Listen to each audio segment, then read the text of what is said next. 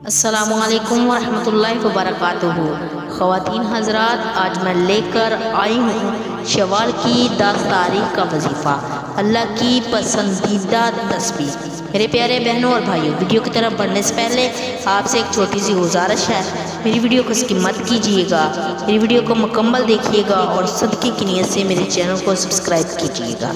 میرے پیارے بہنوں اور بھائیوں، اگر آپ چاہتے ہیں کہ آپ کے گھر میں اللہ کی رحمت برسے، آپ کے گھر میں اللہ کا نور برسے، آپ کے گھر میں فرشتے آئیں، آپ کم از کم شوال کی 10 تاریخ کو 100 مرتبہ یہ ذکر لازمی پڑھیں، یہ تسبیح لازمی پڑھیں۔ حضرت عبداللہ بن عباس رضی اللہ تعالیٰ عنہ سے روایت ہے کہ نبی اکرم صلی اللہ علیہ وسلم نے فرمایا، تم میں سے جو شخص رات کو عبادت کرنے کی مشقت سے عاجز ہے، دولت خرچ کرنے میں بخیل ہے اور دشمن کے سامنے جہاد کرنے میں بزدل ہے، تو اسے زیادہ سے زیادہ اللہ تعالیٰ کا ذکر کرنا چاہیے۔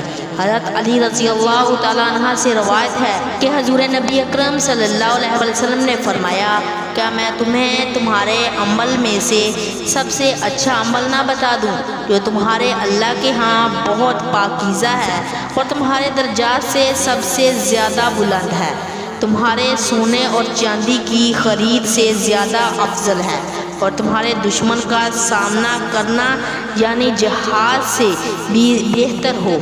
تو صحابہ اکرام رضی اللہ تعالیٰ عنہ نے عرض کیا، کیوں نہیں آپ صلی اللہ علیہ وسلم فرما دیجئے۔ حضرت ابو سعد سعدی رضی اللہ تعالیٰ عنہ سے روایت ہے کہ نبی اکرم صلی اللہ علیہ وسلم نے فرمایا، اللہ کا ذکر کثرت سے کرو، لوگ تمہیں دیوانہ کہیں۔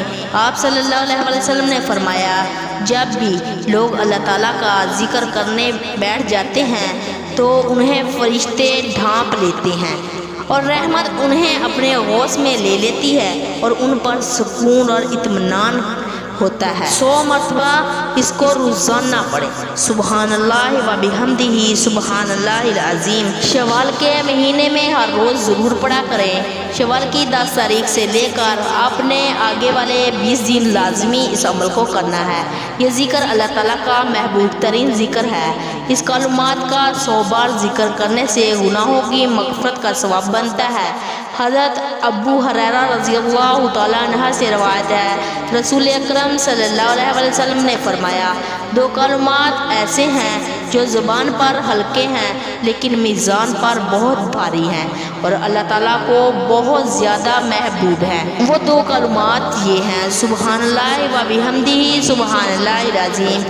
آپ سب لوگ بھی اس تسبیح کو لازمی پڑھیں۔ شوال کے مہینے میں اللہ تعالیٰ گھر میں رحمتیں اور برکتیں نازل فرمائیں گے، آمین۔